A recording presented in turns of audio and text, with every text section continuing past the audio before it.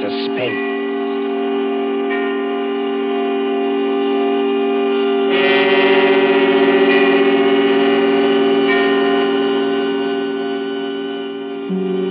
This is the Man in Black. Here again to introduce Columbia's program, Suspense. Our distinguished star this evening is the stage and screen favorite, Mr. Paul Lucas, whose performances in The Lady Vanishes and in the stage production The Watch on the Rhine you will recall with pleasure. Tonight's tale of suspense is a story by John Dixon Carr, Fire, Burn, and Cauldron Bubble. If you've been with us on these Tuesday nights, you will know that suspense is compounded of mystery and suspicion and dangerous adventure. In this series are tales calculated to intrigue you, to stir your nerves, to offer you a precarious situation and then withhold the solution until the last possible moment. And so with Fire, Burn, and Cauldron Bubble and the performance of Paul Lucas and the other members of our company, we again hope to keep you in...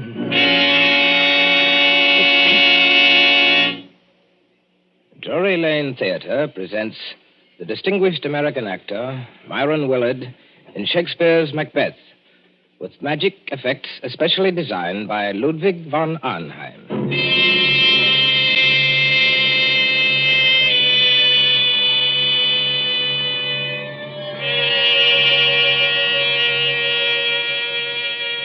Double, double, toil and trouble, fire, burn, and cauldron bubble.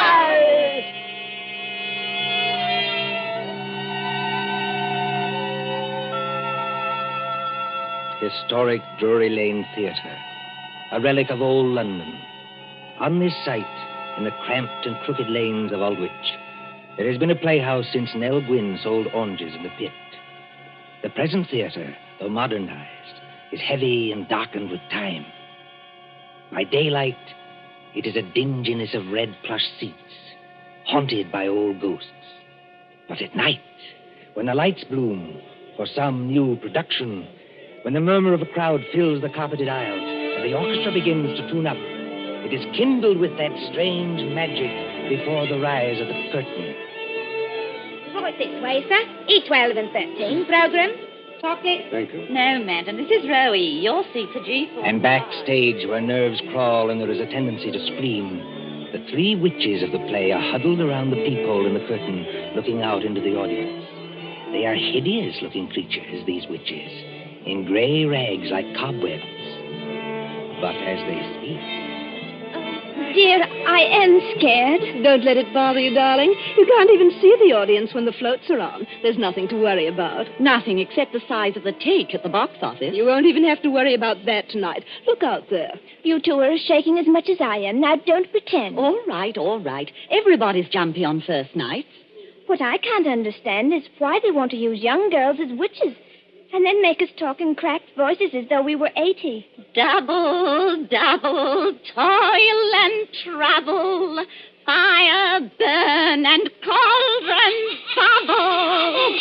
What's that? Daisy, darling, it's only one of the ghost effects. You've been hearing it for weeks at rehearsals. I will say this for Myron Willard, as an actor and a manager, too. He's the first one who's ever had a real professional magician to do the ghost effects for this ham show. Oh, Ivy, Celia, look there. Where? Out in the audience in the second upper box on the left-hand side. Oh. Don't you see the woman who's just coming in? Yes, I can see her. Not a bad-looking bit of goods for her age. What about her? But that's Marcia Blair. Marcia Blair? You don't mean you've never heard of her? I can't say I have either, if it comes to that. Move over, Ivy. Give us a squint. Marcia Blair used to be Mr. Willard's leading lady. She was a very great actress 15 years ago. Oh, 15 years ago. She's had a terribly romantic history. Well, she's made lots of money and retired from the stage. Then she married some horrible no-good, and... Do you see that tall gray-haired man standing beside her? Well, he doesn't look much like a no-good. That's not the man I mean, Celia. That's Howard White, her second husband. Oh. They say he loved her for years and followed her about and practically worshipped her. But she was married to this no-good and wouldn't get a divorce. Then the no-good died, I suppose. So Marcia Blair and her faithful Howard got married. Yes. I remember reading in the paper that they've been married 1 year tonight. I expect they're very happy. Well, I'd be happy, too, if I had a mink coat and a string of pearls like that. Well, you've got to admit she's beautiful. All right, Katie, if you say so. I used to go and see her act when I was a little girl. She was kind of an idol. I wonder what they're saying to each other up in that box now. I wonder what they're saying.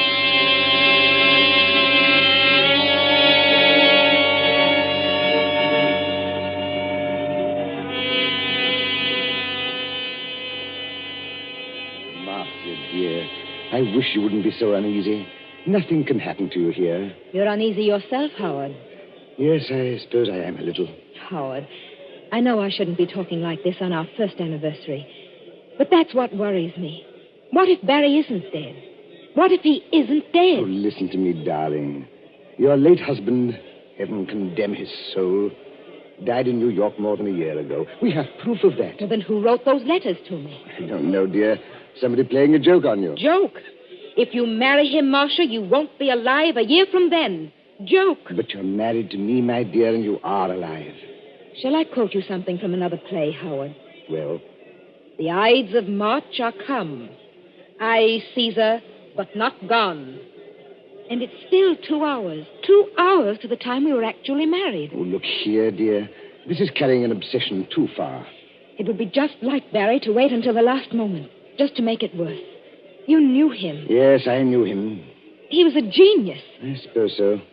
As a mere businessman, I never quite understood this theatrical temperament, except yours, of course. Barry was a greater actor than Myron Willard will ever be. Barry could play anything, from a Cockney to King Lear. His skill at makeup wasn't merely good. It was terrifying. Oh, Howard, I am frightened. Suppose he's managed to get close to us tonight, and yet we can't see him. Well, the music started, Marcia. I shall have to go. Must you go, Howard? Really? If I break this appointment with Ferndale, dear, the deal will be called off. And since I haven't got too much backing anyway, All right, dear. I understand. Go ahead. Unless you wanted to come with me. And Miss Myron's opening tonight? Oh, I couldn't do that. I tell you, you'll be perfectly safe here, dear. Of course, Howard. I know that. You're in full view of 3,000 people. Nobody could attack you. The only door to this box is guarded. Outside that door will be Miss Fenton, who's devoted to you, and the chauffeur who's even more devoted to you. What could happen, dear? Nothing, of course. And I'd prefer to be alone anyway. Yes, I rather guessed Oh, that. please, dear. It's just that I can't endure anybody being with me when I'm watching a great play. But that doesn't include you, darling. Then, if you'll accept these, madam, in honor of our first anniversary. Oh, Howard. Well, they're lovely. Of course I'll accept them. And here's a program. Got everything else you need? Yes. Yes, I think so. I just opened the door to the passage to make sure our watchdogs are on guard. Yes, they're out there, all right. Good night, Marcia. See you in an hour or two. Good night, Howard. And good luck. Miss Fenton, Bradley. Yes, Mr. White. Yes, sir. Anything wrong? Miss Fenton, you've been my wife's companion secretary for 5 or 6 years. Yes, Mr. White, and I've loved every minute of it. And you, Bradley, you haven't been my chauffeur for quite so long, but they tell me you're an ex-wrestler. That's right, sir. Champion of the Shoreditch Athletic Club. And in my prime, though I says it as shouldn't, as good a man as ever climbed through the ropes. Now, you know your instructions, Bradley. You trust me, sir. Nobody gets into this here box tonight unless it's over my dead body. Nothing must happen, do you understand? Nothing. Please, you're as white as paper. As for you, Miss Fenton, I'm afraid it's a little awkward. I know I ought to ask you to go in and join Marcia, but... Oh, you needn't apologize, Mr. White. I know she doesn't want company. She'll be leaning forward with her elbows on the box rail, just as she always does. She isn't merely watching a play. She's acting, Lady Macbeth. Every line, every gesture. And I don't mean to disturb her. You won't leave this door, either of you. You trust me, sir. If... no. Anything wrong, Bradley? It is a very rummy-looking cove coming along the passage, sir, wearing a big black cloak with a red lining. Oh, that man, Bradley. That's only Herr von Arnheim. He's a professional magician and escape artist. I was just wondering... Excuse me. Don't worry, Mr. White. We'll look after her. Von Arnheim. I say von Arnheim.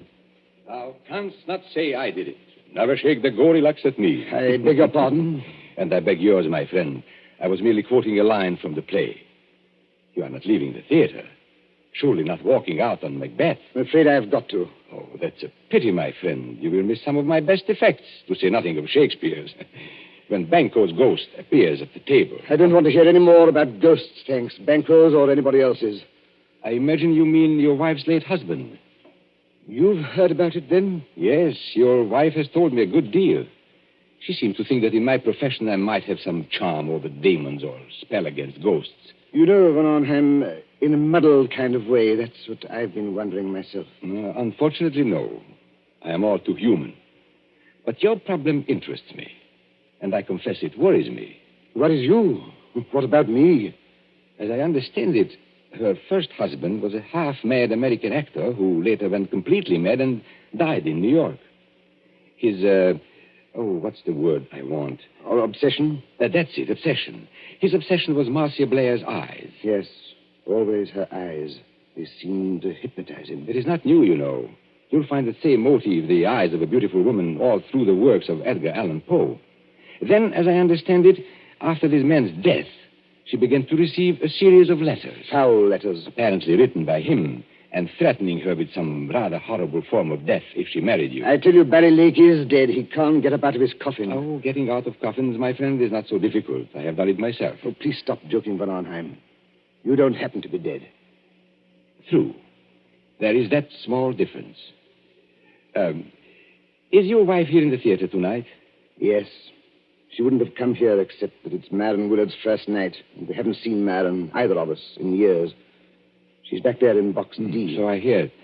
I was hoping that you might invite me to share the box. Look here, old man. I don't want to seem inhospitable, but...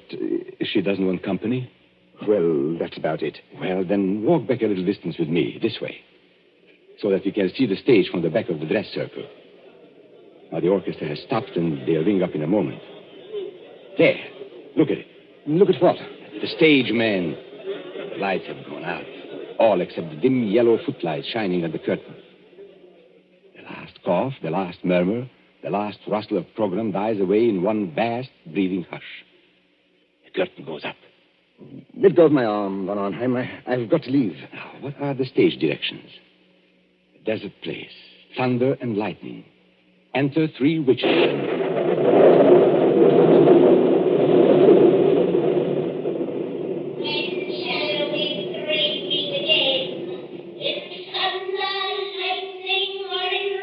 When, indeed, I wonder.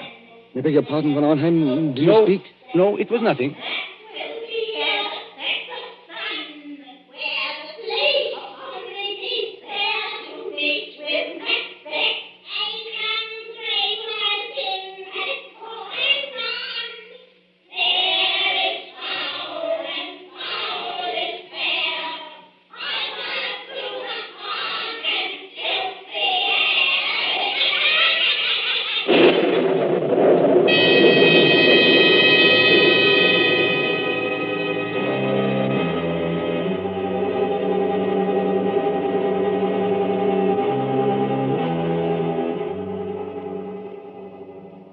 London newspapers for that year 1936, you may read how Myron Willard triumphed at Drury Lane as Macbeth.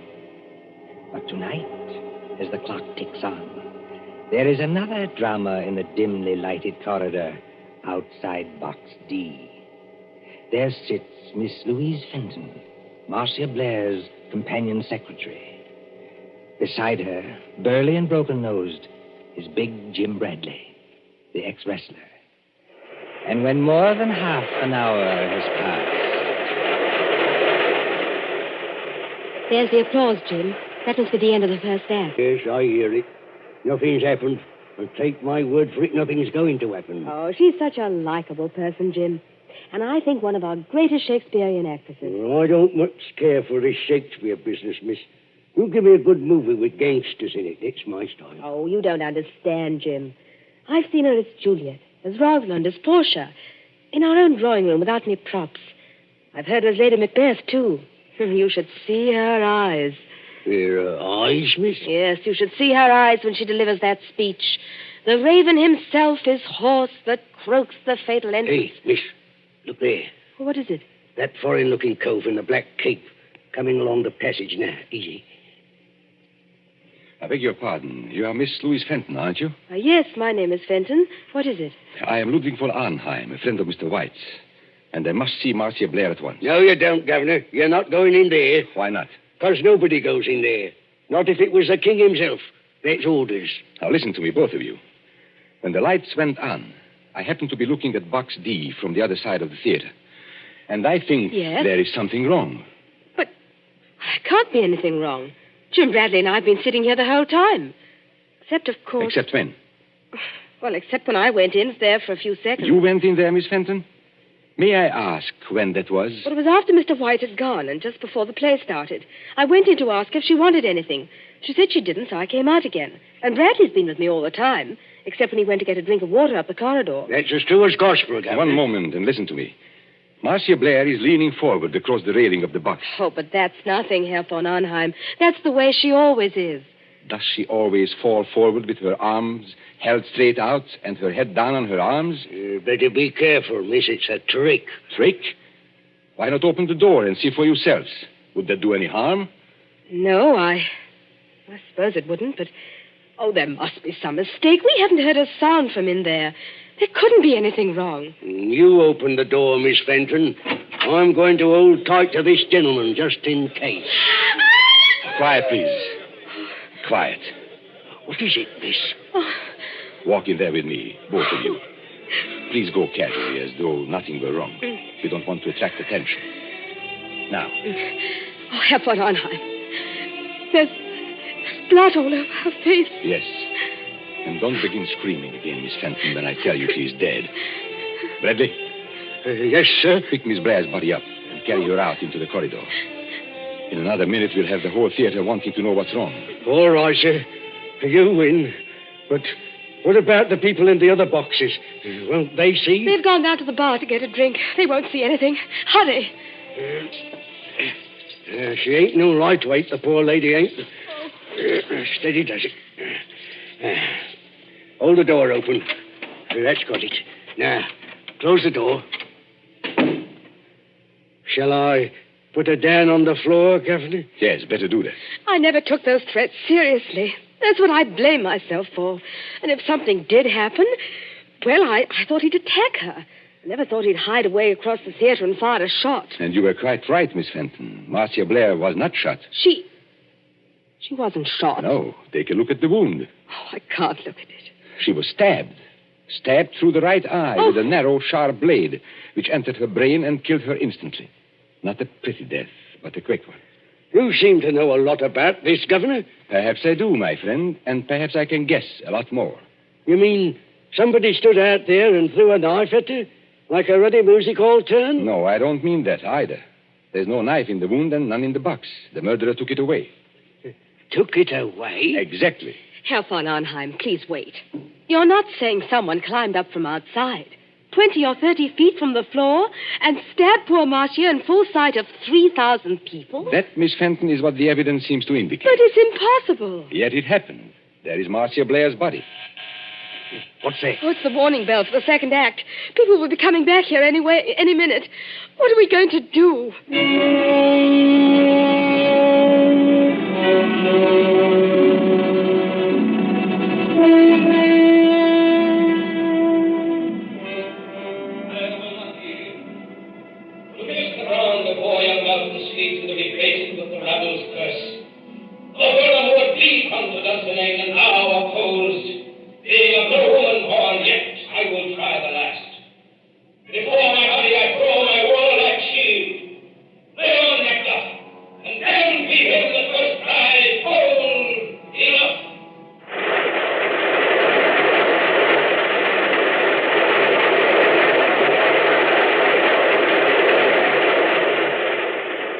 Applause, acclaim, triumph. Myron Willard as Macbeth. Helen Gale as Lady Macbeth. Magical effects by Ludwig von Arnheim. Very few persons knew that there is a dead woman in the theater. But at the end of the play, it is a different story.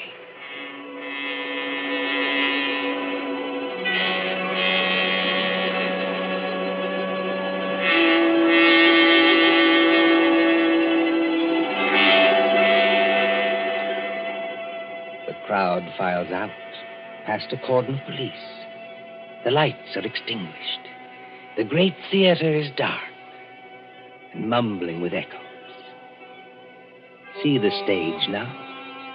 Only the battens or overhead lights pour down a pale blaze on two men who stand grotesquely against the background of Dunsinane Castle. One of these men is Howard White, very near collapse. The other is Myron Willard himself, still wearing his makeup, still wearing helmet and chain mail. And when Willard speaks...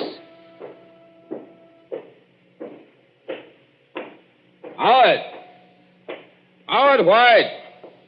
Confounded man, can't you hear what I'm saying? Excuse me, Madam. This is almost finished. Oh, not that I'm blaming you, old man. Thank you, Madam. It's traditional, you know, that Macbeth's an unlucky play. But up to the very end, I thought I'd never done better. 11 curtain calls. No, 12. How did you like my tomorrow and tomorrow speech? I'm sorry, Madam. I'm afraid I didn't hear it. Yes, poor old Marcia. She'd have hated to die like that. Marcia was proud of her eyes. Always nearsighted as an owl, but too vain to wear glasses. There's Von Arnheim looking at us from under the castle archway. Von Arnheim!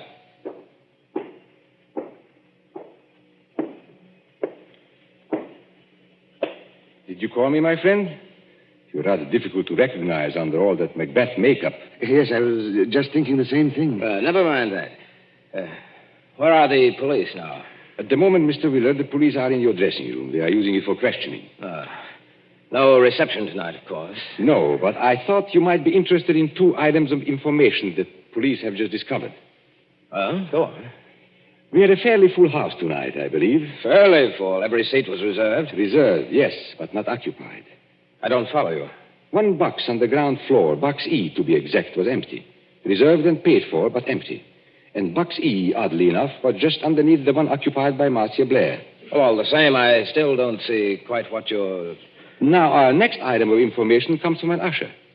An outside eye seat in the stores, very close to that empty box, was occupied by a very curious stranger who arrived late in the dark and slipped out again by a nearby exit a few minutes afterwards. Just one moment, Von Arnheim. Are you saying this stranger climbed up and attacked Marcia in full view of the audience? No, my friend. The murderer did not approach from that direction. Then he must have reached Marcia through the door, guarded by Bradley and Miss Fenton? No, not from that direction either. Confound it, man. It must have been one way or the other. Not necessarily. Now, tell me, Howard, don't you think I've got enough troubles already without this nightmare on top of it? Herr von Arnheim. Herr von Arnheim. Now, you must take it easy, Miss Fenton. You must not excite yourself. Have the police Yes. been... Look, you've got to help me. They won't believe me. They won't believe the young lady, sir, and that's a fact. I've tried to help her all I can, but there's things I can swear to and things I can't. You see, I did go into that box. Oh, just for a couple of seconds, I admit it. But no other person went in or could have got in. So they say, or at least they're hinting that I killed her. But I swear I never touched her. Who was questioning you, Miss Fenton? Inspector Grimes or Sergeant Blake? I'm not sure. The sergeant, I think. Then I shouldn't worry if I were you. Inspector Grimes knows better. He's guessed, in fact, exactly what I have guessed. You seem on rather familiar terms with the police, my friend. I am, Mr. Willard. I am. Anyone who practices escapes from handcuffs, sacks, chests... And stage boxes, perhaps. Stage boxes, if you insist. Excuse me. Isn't that Inspector Grimes in the wings now? Yes, and he's nodding his head.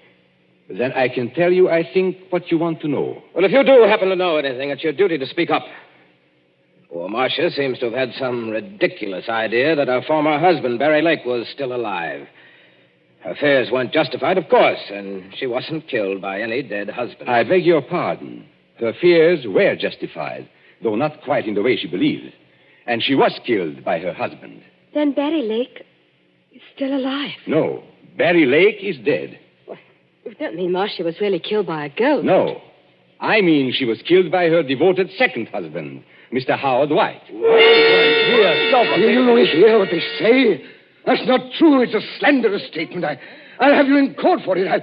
Everybody knows how devoted I was to Marcia. Your devotion, my friend, was devotion to her money. And your business affairs have been shaky for a long time. That's not true, and you can't prove it. Marcia Blair was inclined to be, shall we say, a little close-fisted with money. That's true, anyway. She It's a was lie. Willing to marry him, but Mr. Howard White knew he'd never touch a penny unless he killed her. He wrote the letters himself. Herr von Arnheim, he can't be guilty. She was alive after he left the box. He wasn't anywhere near her when she died. Perfectly correct, Miss Fenton. He wasn't there, and yet he killed her. Exactly. But you and Bradley can supply the clue that will hang him. Me, sir? I don't know nothing. No, I don't either. I think you do if you'll put your mind to it. Do you remember what Howard White said to her just before he left the box? Yes, he said, "Good night, Marcia. See you in an hour or two." And she answered, "Good night and good luck." No, I mean just before that. Well, there wasn't anything. You see? It's a slanderous statement without any proof. It's an insult to my position on the stock exchange. Wait. I do remember something rather queer. Think, Miss Fenton, think. He said to Marcia jokingly, "If you'll accept these, madam, in honor of our first anniversary." And Marcia said, "Howard, they're lovely. Of course I'll accept them." That's right, sir. He did say it. And what do you think he was referring to, Miss Fenton? What was he asking her to accept? Well, I imagined it was flowers, a corsage or something like that. Did you see any flowers in the box or pinned to Marcia Blair's gown? No. Now, come to think of it, I didn't. Then what did he give her? Don't look at me, sir. Now, here is a woman who is very nearsighted, yet refuses to wear glasses. But she can accept a pair of... Opera glasses. Miss, a lie. You can't prove it. Hold on, sir. Let go. You better stay here, Governor. Thank you, Bradley, but the place is surrounded with police. But I still don't understand. Now, what happens when you lift opera glasses to your eyes and they are not in focus? You turn the little wheel in the middle to bring them into focus. For Marcia Blair, it was deadly. You mean that the glasses had something... Yes, they were specially constructed glasses, Miss Fenton. They were invented by a French criminal years ago. That little wheel is a little trigger. It releases the spring of a sharp, thin blade which strikes through the eyes into the brain. Oh, don't, please. You can't prove it. Marcia Blair died instantly. The glasses torn from her eye by their own weight dropped over the box rail to the carpeted aisle below. The only witnesses who might have noticed would have been the people in the box just underneath. And that box was empty. By arrangement, yes. Even if anybody did see them fall, Howard White was prepared to remove the evidence instantly. You haven't forgotten the curious stranger. Curious stranger? I mean the man who slipped in after it was dark, took an aisle seat just under the box, and slipped out again a few minutes later. It's a pack of lies from start to finish. You can't prove a word of it. I beg your pardon, my friend. Didn't you see Inspector Grimes nod to me a moment ago? Well... You are going to hang, my friend, for one of the neatest and cruelest crimes in my experience. The police have just found those opera glasses with a neat set of fingerprints in the side pocket of your motor car.